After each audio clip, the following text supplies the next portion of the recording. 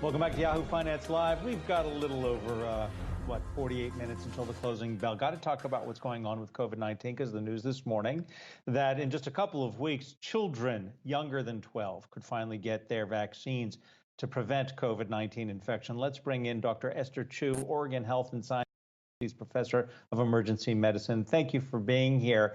This, I imagine, for a great many parents is wonderful news. What do you want to say to those parents who might have just a little apprehension about vaccinating their children should these vaccines get the FDA authorization?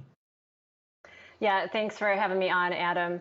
I mean, parents understandably are even more cautious about their children than themselves. And the nice thing is that we've now seen the FDA in action multiple times.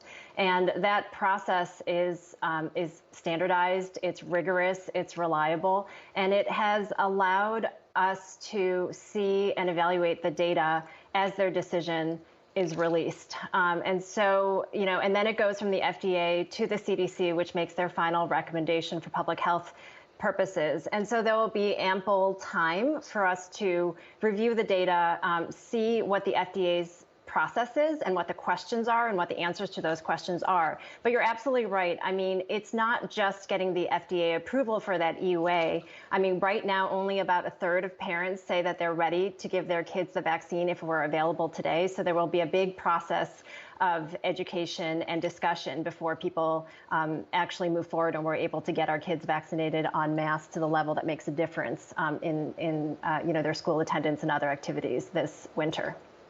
Doctor, I know there's certainly a lot of things up in the air right now, but just in terms of a timeline, would we be seeing this group of children be vaccinated within the next month, within the next 2 months? Do you have any idea what that looks like? Well, it seems that FDA has scheduled this meeting at the end of October, and then it's a pretty quick process from assuming that all goes well, that they don't have additional questions that they'll push back with, and that their recommendation is to vaccinate all children and not a subset of these 5 to 11-year-olds. Then it goes to the CDC, but that has been a very quick process between the FDA and the CDC. Obviously, our administration is really wired for mobilizing things as fast as possible, but there could be a few hiccups there as well, because this is a different dose than what we've been pushing out before. So when we approved the 12 to 17-year-olds, in addition to adults, that was the same dosing. So there weren't a lot of administrative or technical hurdles. For these younger kids, it's different. It's a third of the dose that will be going out. So that will require some different physical things. We may need different vials, for example. We'll certainly need different labels so that pediatric doses can be tracked for problems with batches or for side effects.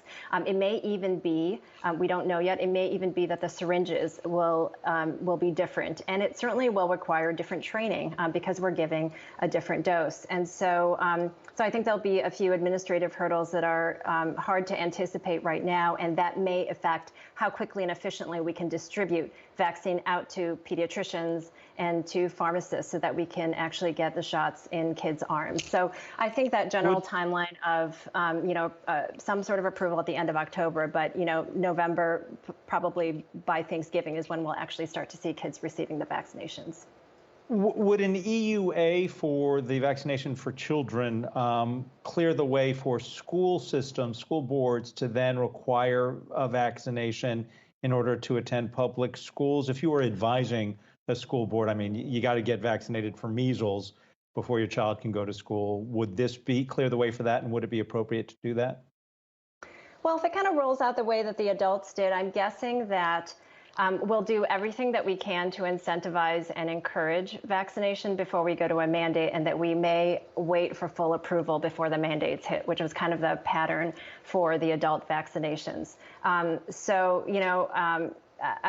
guessing it will be first the opportunity and then the mandate.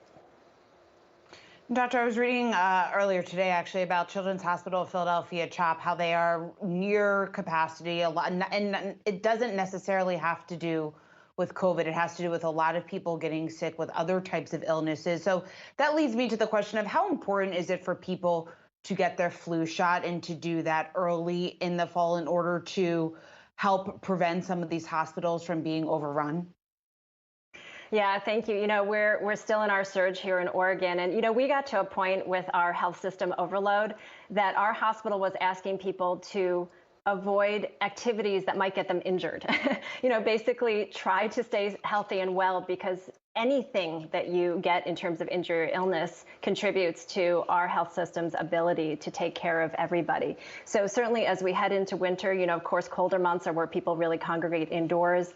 Because we're all back out in our workplaces and schools are open, flu will be a presence this year in a way that it really wasn't markedly last year. And so, we're still coming off this, or in the middle of this COVID surge. We have a lot of catch-up care from people who delayed care for their regular illnesses during COVID. And then on top of that, we'll collide with the flu season.